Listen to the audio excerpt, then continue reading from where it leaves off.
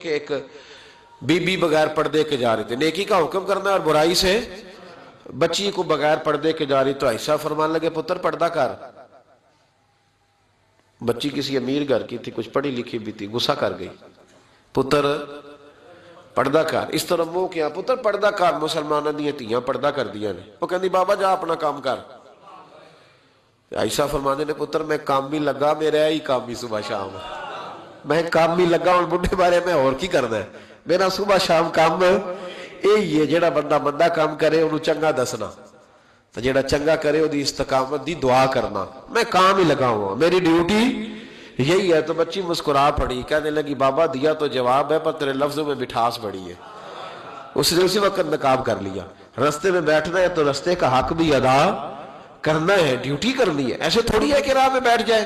ابو داؤد شریف میں حدیث ہے، نبی پاک علیہ السلام کے صحابی حضرت سہل بن معاذ رضی اللہ تعالیٰ، حضرت سہل بن معاذ رضی اللہ تعالیٰ عنہ کہتے ہیں حضور کے ساتھ ایک جہاد پہ گئے، مجاہدین کے ساتھ سامان ہوتا ہے، سامان سفر، کہتے ہیں ایک جگہ ہم نے پڑاؤ کیا تو رستے تھے وہاں، تو رستوں میں تھوڑا تھوڑا صحابہ نے سامان رکھ دیا۔ ہمارے ہاں تو جو آدمی بڑی گاڑی پہ بیٹھا ہو اس کو تو آپ ہارن بھی نہیں دے سکتے، سوال ہی نہیں پیدا ہوتا، اس لیے کہ وہ جس گاڑی میں بیٹھا ہے اس لیول کا اس کا روب ہے نا جناب، اس کو تو آپ ہارن بھی، اور اگر آپ نے دے لیا تو وہ شیشہ نیچے کرے گا، تو کہے گا تو جڑی آگ بجھاڑی تو لنگ جانا پہلا، چونکہ وہ اب اس کی مرضی ہے، چونکہ شہنشاہ وقت چڑھے ہوئے ہیں۔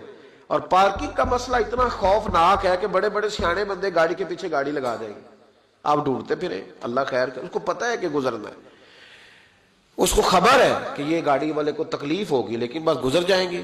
شریعت اسلامیہ کے اندر ان چیزوں کی اجازت نہیں، آپ کیسے رستہ روک سکتے ہیں کسی کا، یہ رفائی جگہ ہو گئی، ختم ہو گیا معاملہ۔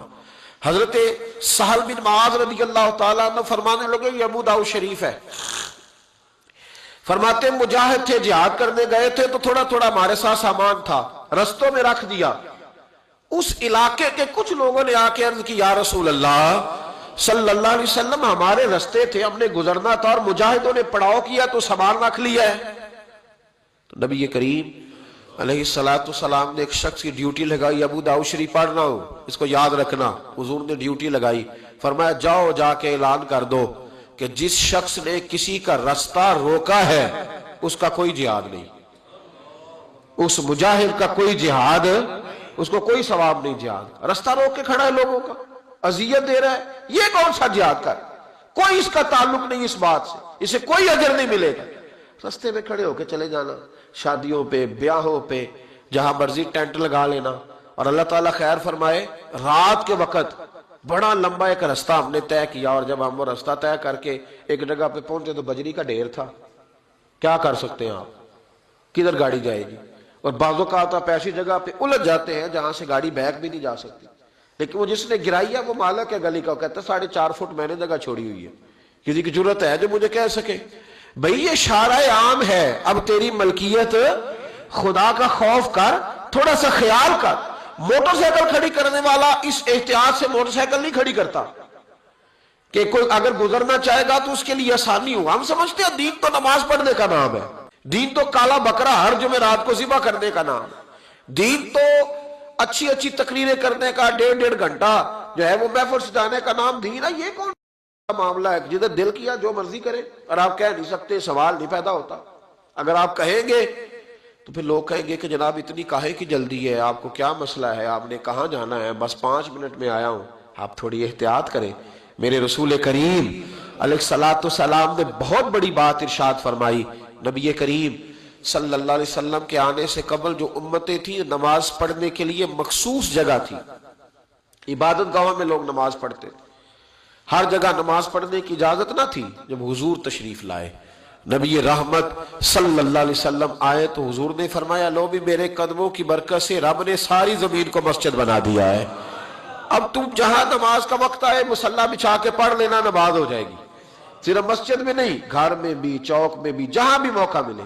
لیکن حضور نے فرمایا جہاں سے لوگ گزرتے ہو نا، شارع عام ہو، وہاں تمہیں نماز پڑھنے کی اجازت ہے، وہاں نماز نہ پڑھنا، سائیڈ پہ ہو کے پڑھنا، ایسی جگہ جہاں لوگوں کو تکلیف نہ ہو۔ ہمارے جتنے پبلک پلیس ہیں، جتنے مقامات، اور آپ کسی کو کہہ دینا تھوڑی سی یہ جگہ چھوڑ دو تو کہتا ہے یہ نہیں مجھ سے ہو سکتا. اور دیگیں تو ویسے ہی ساری گلیوں میں پکتی ہے.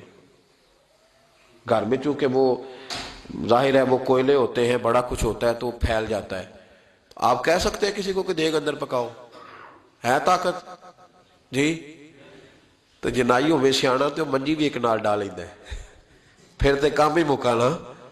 تو وہ اب اس نے چاول بھی اسی میں بھگونے ہیں، سارے کام بھی چونکہ گلی ہے، اور 4.5 فٹ ہم نے بھی چھوڑی ہے. تو جے کچھ 6.5 فٹ چھڑ لے تو پھر تو مشکل ہے لگن دے تھے، پھر تو کام ہی ختم ہوا.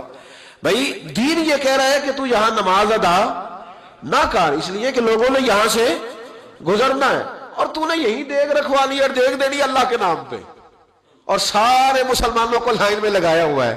تکلیف ہو رہی ہے کہ گزر نہیں سک رہا، لیکن چونکہ اللہ کے نام پہ دینی ہے لہذا کسی شخص کی طاقت نہیں کہ وہ بنا بھی کر سکے. چیزوں کو دیکھیں، ان کو غور کریں. یہ جس دین کے میں اور آپ ماننے والے ہیں، اس دین میں حسن ہی بڑا ہے، اس میں تو وقار ہی بڑا ہے، اس میں تو پیار ہی بڑا ہے، اس میں تو وہ رعنائی ہے، اس میں تو وہ برکت ہے، اس میں تو وہ قرار ہے کہ انسان کی روح ٹھنڈی ہو جاتی ہے. جیسے جیسے الحمدللہ ہم دین پڑھتے جاتے ہیں نا، ہمارا یقین اور مضبوط ہوتا جاتا ہے، ایمان میں اور پختگی آتی ہے. یار اتنا کرم، اتنی عطا، اتنا حسن. حضرت ابو سفیان رضی اللہ تعالیٰ عنہ مکے کے سرداروں میں سے اکیلے تھے جو بوڑھے ہو گئے تھے اور مکے میں رہ گئے تھے. بڑے سردار تھے. کلمہ میں انہوں نے فتح مکہ کے بعد پڑھا. جناب عمر فاروق کا زمانہ جب آیا تو حضرت عمر گئے مکہ مکرمہ. حضرت عمر فاروق رضی اللہ تعالیٰ عنہ جب پہنچے نا دوبارہ اپنے دور میں، تو جا کے مکے والوں سے پوچھا کوئی مسئلہ تو نہیں؟ تو انہوں نے کہا حضور ایک مسئلہ ہے. حضرت ابو سفیان کی حویلی کو جو رستہ جاتا ہے نا، اس رستے میں کچھ جگہوں پہ پانی گزرتا تھا تو انہوں نے بڑے بڑے پتھر رکھ کے نا تو رستہ بنا لیا. تو اب ہمارے لیے یہ مشکل بن گیا کہ ہم گزر نہیں سکتے. تو حضرت عمر فاروق فرمانے لگے کہ تمہیں انہیں کہنا چاہیے تھا کہ حضور ڈر لگتا تھا. کہا نہیں. فرمایا چلو تمہیں لگتا ہے، مجھے تو نہیں نہ لگتا. حضرت ابو سفیان ویسے بھی بڑے تھے، برادری کے بھی بڑے تھے، عمر میں بھی بڑے تھے، پر حضرت عمر پہنچ گئے. دروازے پہ دستک دی. وہ باہر آئے تو کہا جناب یہ روڑے پتھر آپ نے رکھے ہیں رستہ بنانے کے لیے؟ کہاں. تو فرمانے لگے پھر باہر آئیے ذرا، اٹھانے بھی آپ نے ہی ہے، لوگوں کو تکلیف ہو رہی ہے. تو وہ میں ہوتا تو میں تو جھگڑا کرتا، میں ہوتا تو میں تو کہتا کہ میرا 4,500 ووٹ ہے، میرا تو جناب 5-6 ہزار آدمی میرے کہنے پہ ووٹ کاسٹ کرتا ہے، مجھے ہی کہہ دیا تم نے، مجھے ہی کہہ دیا یہ تم نے، اتنی جرت، میرا قبیلہ، میری برادری، میرا یہ میرا وہ، یہ رستہ. بڑی داستانیں ہیں نا ہمارے پاس. وہ جو جس نے اپنی دکان کے آگے پھٹا رکھا ہوا ہے اس کو آپ کہہ نہیں سکتے کہ تو نے غلط کیا ہے، حالانکہ شارع عام پہ وہ بیٹھا ہے، لیکن آپ منع نہیں کر سکتے، کہہ نہیں سکتے. جناب سیدنا عمر فاروق نے کہا حضور آئیے، اٹھانا بھی آپ نے. جناب ابو سفیان کیا بات ہے صحابہ کی. حضرت ابو سفیان فرمانے لگے حضرت عمر سے کہ ان لوگوں نے تو مجھے بتایا ہی نہیں، اگر یہ مجھے بتاتے تو آپ کو تکلیف نہ کرنا پڑتی. آپ نے فرمایا عمر میں اپنی بالکل توہین نہیں سمجھتا، رکھے میں نے ہیں تو اٹھاؤں گا بھی میں، بس ان لوگوں سے کہہ دو کہ مجھے اٹھاتے ہوئے دیکھتے بھی جائیں اور مجھے معاف بھی کرتے جائیں، تاکہ میری جو قیامت کی گواہی ہے وہ میرے حق میں درست ہو جائے. میں اٹھاؤں گا، میں تیار ہوں، ابھی اٹھاتا ہوں. یہاں جھگڑا ہوتا ہے، فساد ہوتا ہے، دنگا ہوتا ہے، سخت اختلاف ہے ہمیں بہت سارے حکومت کے رویوں سے. لیکن اگر کسی جگہ گورنمنٹ آ کے کہتی ہے کہ یہ جگہ سرکاری ہے، اسے چھوڑ دیا جائے، میرا خیال ہے یہ بات غلط ہے. ہلکا ہلکا بول رہے ہو جی. جگہ کس کی ہے؟ سرکار کی جگہ کا مطلب ہے کہ جگہ عوام کی ہے. تو جس نے پکا قبضہ کیا ہوا ہے اس کو اگر کہا جائے کہ اس کو کہتا میں 30 سال تو بیٹھا، یہ کیا ترجمہ ہوا بات کا؟ اگر تو تیری ہے، تیرے پاس اس کا کوئی پروف ثبوت ہے تو ٹھیک ہے، پھر آپ بیٹھے. اور اگر نہیں ہے تو پھر تو شریعت اجازت نہیں دیتی قبر بھی کسی کی جگہ میں بنانے کی. ہاں اگر آپ نے کسی کی جگہ پہ قبر بنا دی تو فقہ کا اصول ہے کہ وہ شخص کہہ سکتا ہے کہ اپنا ابا نکالو، میری ذاتی زمین ہے، آپ کو نکالنا پڑے گا. جب قبر بنانے کی اجازت نہیں ہے تو پٹا لگانے کی اجازت کیسے ہو گئی؟ دکان بنانے کی اجازت کیسے ہو گئی؟ لیکن ہمارے ہاں یہ مافیا ہے، ہم کہہ نہیں سکتے. وہ شخص ایک باقاعدہ پلان کرتے ہیں، وہ کہتے ہیں یہ کیسے ہو گیا، میں تو مجھے تو زمانہ بیت گیا. بھائی زمانہ، وہ ایک صاحب سے میں نے ایک دفعہ کہا کہ آپ کا وضو ٹھیک نہیں ہے، ٹکنے پہ پانی. تو کہنے لگے کہ مجھے 40 سال ہو گئے نماز پڑھتے، میرا وضو ٹھیک نہیں. تو میں نے ان سے کہا کہ چاچا جی یہ وضو کا تعلق علم سے ہے، تجربے سے نہیں کہ تجربہ بڑا ہو گیا تو لہذا میرا کام ٹھیک ہو گیا۔ اس کا تعلق علم سے ہے، تجربے سے اس کا تعلق۔ تو آپ ساری عمر کرتے رہے پر صحیح کریں گے تو پھر ہی صحیح ہوگا نا، سیکھ کے کریں گے تو ٹھیک ہوگا۔ ہم تجربے کی بنیاد پر اور وقت کی بنیاد پر کہتے ہیں میں ٹھیک چل رہا ہوں، ایسا کبھی نہ کریں بھائی۔ ان چیزوں پر خاص توجہ دے۔ امام احمد بن حنبل رحمت اللہ علیہ کے پاس ایک شخص پڑھنے آیا کرتا تھا، تو امام صاحب بڑی محبت کرتے تھے، بڑا پیار کرتے تھے، شفقت کے ساتھ۔ یہ زیادہ محبتیں اور شفقتیں کئی دفعہ ان کا بڑا امتحان دینا پڑتا ہے۔ آپ 4 دفعہ ہنس کے بولتے ہیں تو سامنے والا کہتا ہے کہ اب جیسے میں کہوں نا آپ کو ویسے ہی کرنا پڑے گا، چونکہ آپ پورے 4 دفعہ ہنس کے بولے۔ تو اگر آپ سختی دکھاتے ہیں تو پھر وہ کہتے ہیں کہ ان کی اخلاقی رویہ ٹھیک نہیں ہے۔ تو یہ مشکل ہوتے ہیں نا مرحلے، دنیا میں سے بچ کے نکلنا تھوڑا سا مشکل کام ہے۔ حضرت امام احمد بن حنبل کے پاس ایک شخص تعلیم حاصل کرنے آتا تھا تو آپ بڑی محبت فرماتے تھے، پیار کرتے تھے، شفقت کرتے تھے۔ 3 سال وہ پڑھتا رہا، پھر ایک وقت ایسا آیا کہ امام صاحب نے نا اس کی طرف سے توجہ ہٹا لی۔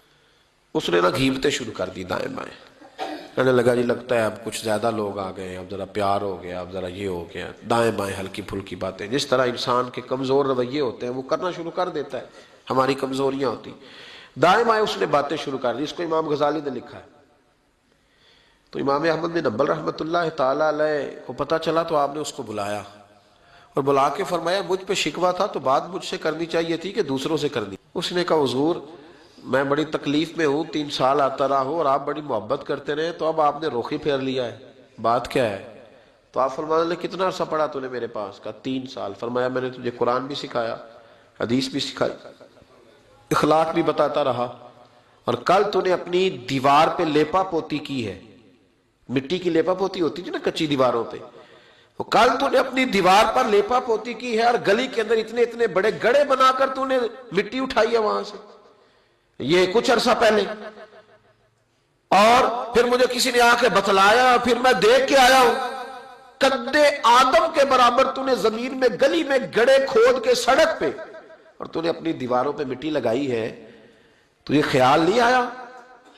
تو کہنے لگا حضور مہربانی کرے آپ مجھ سے راضی ہو جائیں اور مجھے پڑھانا شروع کریں۔ فرمانے لگے اگر 3 سال پڑھ کے تجھے اتنا بھی پتہ نہیں چلا کہ مسلمانوں کے لیے گلیوں میں گڑھے نہیں کھودنے، تو آگے پڑھ کے تجھے کیا پتہ چلے؟ 3 سال تعلیم حاصل کر کے بھی اگر تجھے سمجھ نہیں آئی کہ گلیوں میں مسلمانوں کے لیے کھڈے اور گڑھے نہیں بنانے، تو میاں آگے میں تجھے، اس لیے میں نے ذرا توجہ پھیر لی ہے کہ میری تعلیم کا تیرے اوپر کوئی اثر ہے تو میں کسی اور پہ نہ محنت کر لوں۔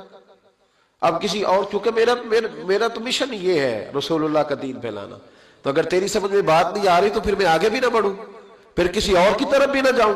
اس لیے میں نے اعراض برتا ہے، میں نے اپنی سمت کا تعین، اللہ کرے آپ کو میری بات کی سمجھ آئے، آمین تو کہہ دیں، اللہ کرے آپ کو سمجھ آئے۔ اور بھائی اگر ایک پتھر پر پانی ڈالتے زمانہ بیت گیا اور اس نے ایک قطرہ جذب نہیں کیا تو پھر کیا بارش کیا کرے؟ سبزے پہ نہ برسے، وہ ادھر نہ جائے جہاں سے پھول کھلیں گے، وہ پھر اپنا رخ بدلے نہ۔ کو پابندی ہے بارش پر کہ وہ میری طرف ہی آئے گی، یہی برسے گی، میری چھت پہ ہی وہ آئے گی۔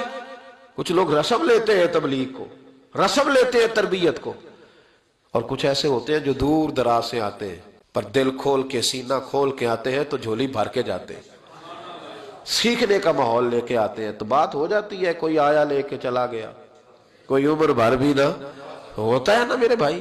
اس لیے امام احمد بن حنبل کہنے لگے تو ابھی کھڈے کھودنے سے باز نہیں آیا، 3 سال میں تو آگے تو مجھ سے کیا لے گا؟ تو بھائی رستوں میں، چوکوں میں، چوراہوں میں ہم جو ظلم کرتے ہیں، جو زیادتی کرتے ہیں، جن چیزوں کو بغیر کسی سبب کے ہم رستے بلاک کر دیتے، ان چیزوں پر ہمیں توجہ دینی پڑے گی۔ اور پھر اس کے ساتھ ساتھ اگر کوئی چیز کسی کی موجود ہے، کسی جگہ پڑی ہوئی ہے، کسی نے رکھی ہوئی ہے، تو وہ اٹھانے کی بھی ہمیں اجازت۔ اینٹیں مہنگی ہو گئی ہیں، کافی مہنگی ہے نا جی ماشاءاللہ، اس لیے ہم لوگ گلیوں میں نہیں رکھتے۔ کیوں جی؟ ہمارے زمانے میں پاگل بھی وہ ہے جو روڑے اپنے گھر میں پھینکتا ہے۔ اب جو درویش ہے نا پاگل، وہ بھی روڑے اپنے گھر پھینکتا ہے، کسی کے گھر پھینکتا، چونکہ پاگل جو ہوا، عقل مند نہیں ہے نا، اس لیے کوئی چیز اٹھاتا ہے تو لے کے۔ اب گلی میں لوگ، یار عجیب بات ہے نا، یہ تکلیف والی بات ہے نا کہ اینٹ ایک 10-12 روپے کی ہوگی، کیا ہے وہ بھی اب لوگ گلی میں رکھنے کو تیار نہیں ہوتے. باقاعدہ ایک صاحب نے مجھ سے کہا کہ اگر ادارے میں ہمیں آپ اجازت دے دیں تو چلو گیٹ شیٹ بند ہوتا ہے. یار اینٹوں کے لیے، اینٹوں کے لیے میرے رسول کریم علیہ السلام نے فرمایا تیرے لیے جائز نہیں اپنے مسلمان بھائی کی چیز استعمال کرنا جب تک کہ وہ اس بات پہ راضی نہ ہو. اگر وہ راضی ہے پھر تیرے لیے جائز ہے.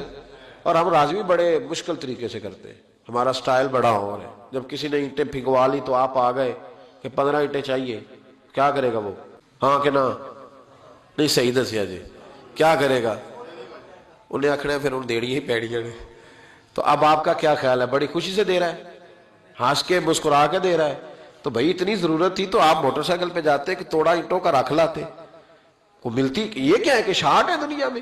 ہم تکلیف دیتے ہیں. حضرت وہب ابن منبہ تابعی بزرگ ہے، وہ کہتے ہیں میرا ایک دوست تھا تو 70 سال زندگی اس نے گناہوں میں گزاری، پھر اللہ نے اسے توفیق دی تو وہ نیک ہو گیا.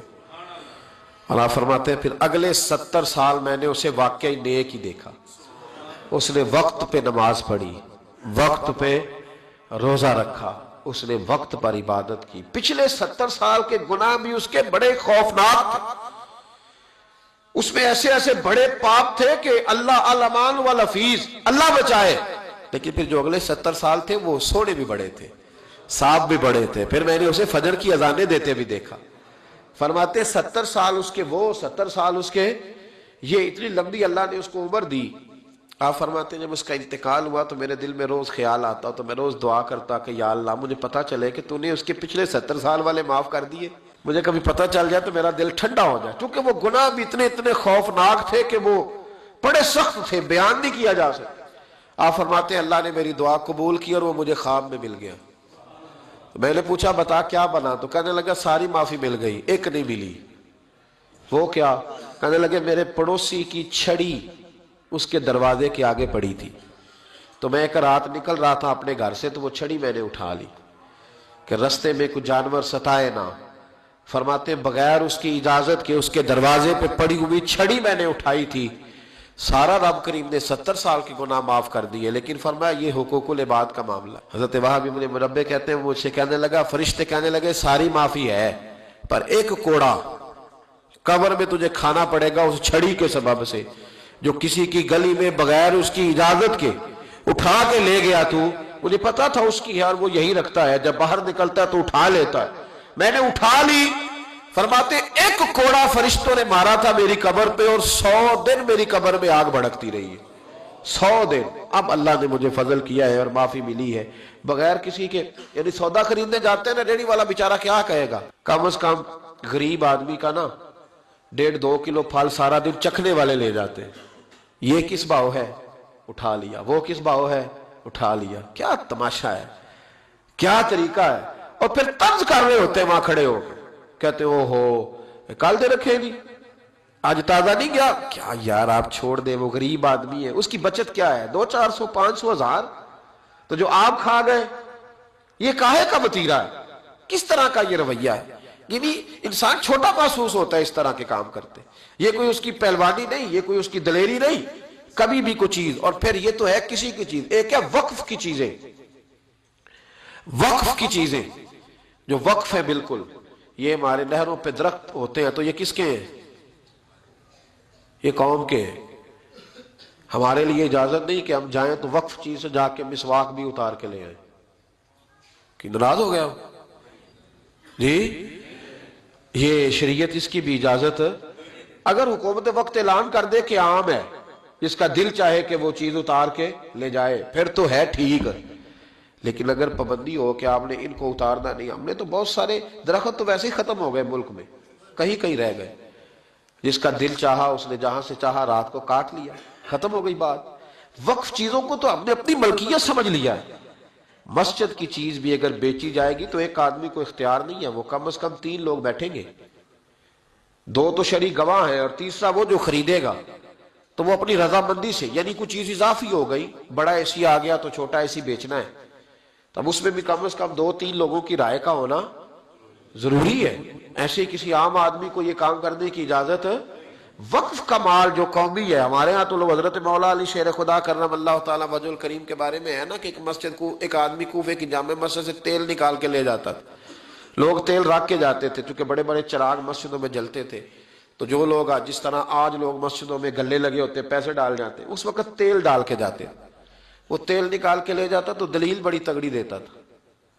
بندے کہتے ہو تیل کی مسجد سے نکالتا ہے، تو کہتا ہے گھر بھی اللہ کا، بندہ بھی اللہ کا، تم کون ہوتے ہو پوچھنے والے؟ تو اب بڑی پکی دلیل ہے نا جی۔ وہ نیک روئے تھی، تابی صحابی لوگ تھے، وہ چپ کر جاتے۔ کسی نے حضرت علی سے کہا حضور یہ دلیل دیتا ہے، فرمانے لگے اب آیا تو مجھے بتانا۔ تو وہ آیا تو حضرت علی کو بتایا کہ حضور آیا ہے۔ باہر نکلا تو آپ نے پکڑ کے ستون سے باندھ لیا دونوں ہاتھ، شیر خدا تھے نا، اور علم کے شہر کے دروازے تھے مولا کائنات، ہاتھ میں درہ پکڑا اور 3-4 مارے تو کہنے لگے یہ کیا کر رہے ہو؟ فرمانے لگے بندہ بھی اللہ کا، درہ بھی اللہ کا بنایا ہوا۔